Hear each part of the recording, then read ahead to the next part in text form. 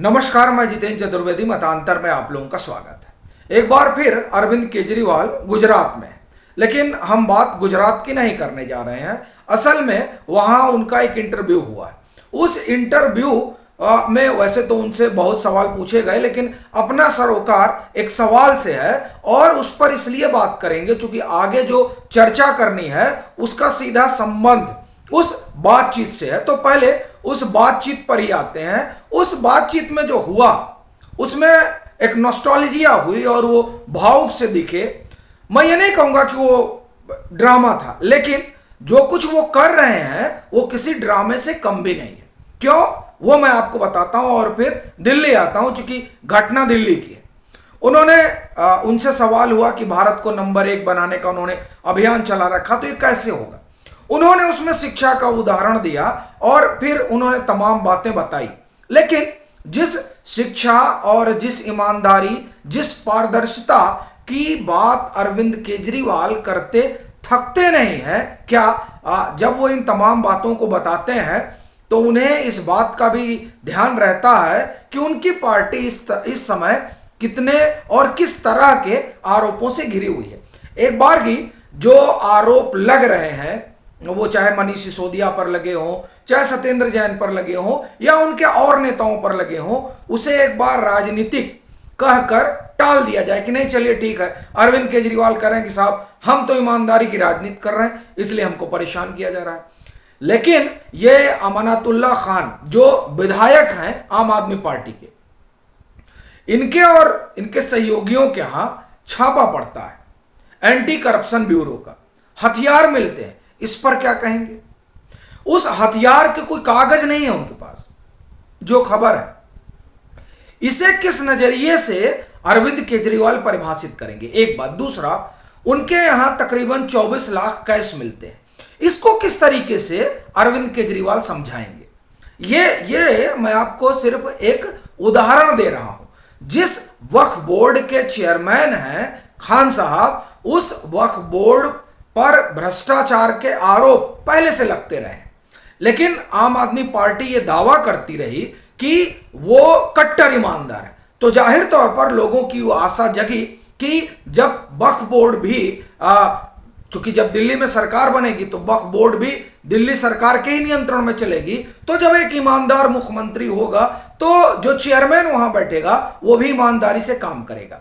और अरविंद केजरीवाल ने खुद कहा था कि वक्फ बोर्ड से करप्शन को खत्म कर दिया जाएगा, लेकिन जब चेयरमैन अमानतुल्लाह खान को बनाया जाता है उसके बाद से करप्शन के आरोपों में कोई कमी नहीं आती, बजाय उसके वो बढ़ते जाते हैं। और ये तब हो रहा है जब वहां एक सरकार है जो इस बात का दावा करती है कि वो कट्टर ईमानदार है, और न सिर्फ दावा करती है बल्कि गुजरात में जाकर ये किस्सा सुनाती है कि साहब हमने देखे किस तरह से पारदर्शिता लाई है, हम किस तरह से अगर किसी के खिलाफ आरोप लगते हैं या किसी के खिलाफ भ्रष्टाचार का कोई मामला दिखाई देता है तो हम उस पर कार्रवाई करते हैं। अपना बखान करते हुए केजरीवाल गुजरात में यह भी कह गए कि देखिए हम पहली सरकार है जिसने अपने मंत्री को जो है नहीं बख्शा। पंजाब में जो हुआ, सवाल ये उठता है कि ये बात तो आप ठीक कह रहे हैं, चलिए ये बात आपकी मानते हैं, लेकिन अमानतुल्लाह खान के ऊपर भी बड़े आरोप लगे, उन पर कार्रवाई क्यों नहीं की गई।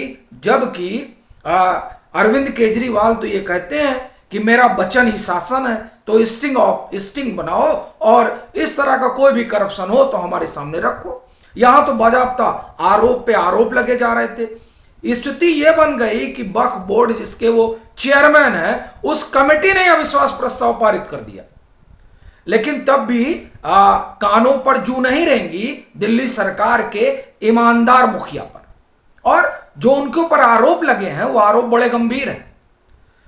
सबसे पहली चीज तो जो वक्फ बोर्ड का फंड है, उस फंड के दुरुपयोग का आरोप है, और बात यही खत्म हो जाती तो भी था कि चलिए ठीक है एक ही आरोप है।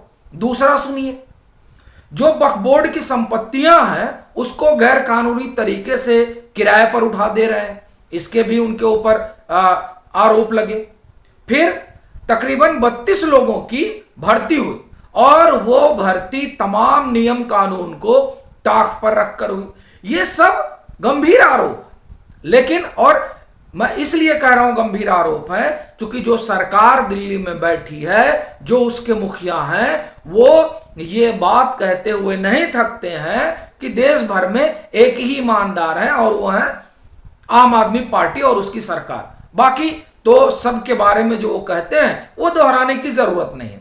तो ऐसी स्थिति में जो अपने आप को इस तरह का तगमा देता हो, अगर उसकी सरकार में और उसकी पार्टी में इस तरह की चीजें निकल कर आती हैं, तो जाहिर तौर पर लोग उसे बड़े गंभीर नजरिए से देखेंगे, क्योंकि आप बात तो ईमानदारी की करते हैं। और जब इस तरह की बात हो और उस बात में इस तरह का आरोप लगे, तो जाहिर तौर पर सवाल खड़ा होता है विश्वसनीयता पर कि क्या आपकी बात को विश्वसनीय माना जाए। क्योंकि आप तो यह साफ तौर पर कह रहे हैं कि हम पारदर्शिता में भरोसा रखते हैं, हम ईमानदारी में भरोसा रखते हैं। तो अमानतुल्लाह खान के ऊपर जो आरोप लगे हैं, क्या वह भी राजनीतिक दुराग्रह से प्रेरित है, पूर्वाग्रह से प्रेरित है? एक सवाल। दूसरा, मामला सिर्फ यही नहीं है, मामला जमीन कब्जा करने का भी आरोप है, जो तमाम तरह के लोग लगाते रहे। सीबीआई जांच भी चल रही है, यह भी एक परिस्थिति है, पूछताछ भी हो रही है, भी एक परिस्थिति है। तो ये तमाम चीजें पैरेलल चल रही हैं। आम आदमी पार्टी की जो सरकार है उसके मातहत ये सारी बातें दिल्ली वक्फ बोर्ड के भीतर घट रही हैं। और जिस वक्फ बोर्ड को भ्रष्टाचार मुक्त करने का दावा और वादा अरविंद केजरीवाल ने किया था, वो तो जमीन पर होता नहीं दिखाई देता है। क्योंकि अगर ऐसा होता तो अभी जो एंटी करप्शन ब्यूरो ने गिरफ्तारी की है, उस गिरफ्तारी की बड़ी वजह यही है कि साहब आपके ऊपर तमाम आरोप हैं, और इन आरोपों का जवाब जब ढूंढने गए तो वहां तो हथियार मिल गए। अब आप कल्पना करिए कि जब गुजरात में अहमदाबाद के टाउन हॉल में बैठकर केजरीवाल साहब इंटरव्यू देते हैं और उस इंटरव्यू में वो भावुक उठते हैं, तो सहसा ये सवाल उठता है कि फिर ये जो खान साहब और उनके सहयोगी जो हैं, जो छापा वगैरह पड़ा, हथियार वगैरह मिला, इसको किस रूप में देखा जाए। और यही नहीं, अभी आपको ध्यान होगा कि जब बुलडोजर चल रहा था अवैध निर्माण के ऊपर, तब अगर कोई सबसे आगे गया था उसको रोकने के लिए, तो उसमें अमानतुल्लाह खान ही थे। यह माननीय है। ये भी एक बड़ी विडंबना है कि ऐसे माननीय हैं जिनके यहाँ इस तरह की चीजें मिलती हैं, जिनके ऊपर इस तरह के आरोप लगते हैं, और उस पर आम आदमी पार्टी ईमानदारी का दावा करती है, और उस पर आम आदमी पार्टी एक नेक नियत राजनीति का दावा करती है। ये तमाम चीजें जो है वो विरोधाभास पैदा करती हैं, जो आम आदमी पार्टी कहती है और जो उनके विधायक और तमाम लोगों पर जमीन पर दिखता है। अभी आप देखिए कि इन्हीं के यहाँ एक मंत्री थे, कानून मंत्री थे, उनकी डिग्री पर ही सवाल उठ गया था। ये मामूली बात नहीं है। और उस पर जब आम आदमी पार्टी के मुखिया तरह तरह का ज्ञान देते हैं, तब सवाल गंभीर हो जाता है कि जिनके अपने मंत्री कटघरे में रहे हो, जिनकी डिग्री कटघरे में रही हो। और ये पूरा किस्सा तो कुमार विश्वास ने कई बार बताया, वो भी उस पार्टी से लंबे समय तक जुड़े रहे। उन्होंने बाजाबता कहानी बताई कि जब हमको पता चला कि अरे इसकी डिग्री फर्जी है, तो हम गए और अरविंद से हमने कहा और उसको ही बुलाया कि भाई तो अपना इस्तीफा दे दे, नहीं तो बड़ी फजीहत हो जाएगी। लेकिन बाद में वहां ये हो नहीं पाया और फिर सरकार की खूब फजीहत। तो ये वो सरकार है जो तमाम तरह के दावे और वादे करती है और दिखाने के लिए बहुत चीजें चलती हैं। पर अब जिस तरह से घटनाक्रम घट रहा है, वो जाहिर तौर पर आम आदमी पार्टी की सरकार हो या पार्टी हो और उसके मुखिया हो, नेता हो, उनके लिए समस्या का सबब बन रही है। ये चाहे अमानतुल्लाह खान वाली घटना हो या मनीष सिसोदिया वाली घटना हो या सत्येंद्र जैन वाली घटना हो, ये सारी चीजें एक साथ मिलकर आम आदमी पार्टी के लिए एक अलग परिदृश्य गढ़ रही है, और उसमें वो कहां खड़ी मिलेगी, ये देखने वाली बात होगी। अभी के लिए फिलहाल इतना ही। अगर आप मतांतर से नहीं जुड़े हैं तो जुड़िए, वीडियो को लाइक कीजिए, शेयर कीजिए और अपने सुझाव जरूर साझा कीजिए।